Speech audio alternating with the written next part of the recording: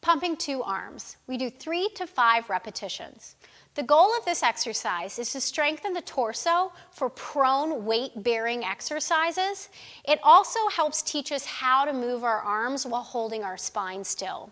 So it's a good exercise selection for students who need to develop a better scapula to rib connection, who struggle with positions like long stretch or front support, and who need to build a little bit more awareness in how to press from their powerhouse and maintain correct shoulder alignment. We set the chair up with 1 middle spring. Our student is going to lie prone on this chair seat with their pelvis towards the middle of the chair. Depending on the size of your student and the length of their body, you may have to adjust them a little forward to enable them to be able to hold their legs up against gravity. The shoulders are almost over the pedal. The head and heel are in one line of energy, with the heels a little bit below the sits bones. Legs are parallel or Pilates stance, and the ribs are actively drawn in and up. Initiation begins at the shoulder girdle. So the student will begin the exercise by pressing their arms down until they're straight and bending their elbows back up. What's moving, what's still? Well, the whole body should be still except for the shoulders and the arms. So let's look at the precision points. This is a total body position with the legs being really, really actively pulled together in the center line. The legs should be supported from the glutes, not the low back. So we have a sense of the tail pulling long to the heels. The belly is drawn actively in and up, with wide ribs and wide collars, and the back of the head is lengthened and up in the same line of the spine. As your student pumps and pushes down, the front of the rib lifts up to stabilize the spine so that they can bend and straighten smoothly and quickly, remaining still. Go ahead and pause there for a second. Let's let you take that down to the ground.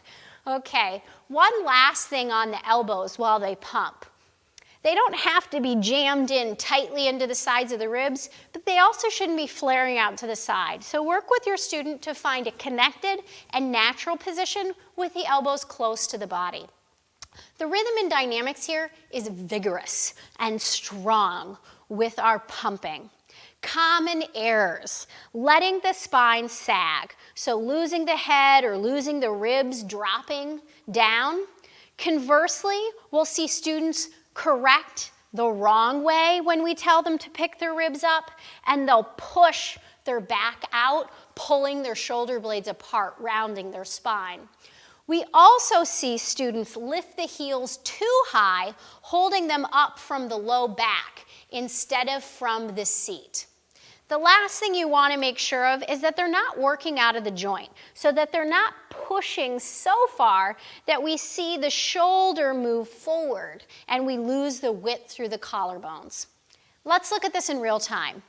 Pumping 2 arms. Find one line, head to heel like steel. Draw the abs in and up, and the arms press and bend, and press and bend. Lift the ribs to press and bend. Get longer and release. Go ahead, you can put your arms down just to hang out in this position for a moment. Good touches here. Moving into and moving away from touches under the rib cage can help get your student corrected. They also might need a supportive touch, holding the sides of the ribs so that they're able to experience what it feels like to have a still spine while the arms and the shoulders are moving. Signs of readiness. Our students need to be able to support their weight against gravity. This is a tough position, and it's a lot of the work for the whole body to maintain this position. So we'll know that they're ready for it based off of their pulling straps and their push-ups.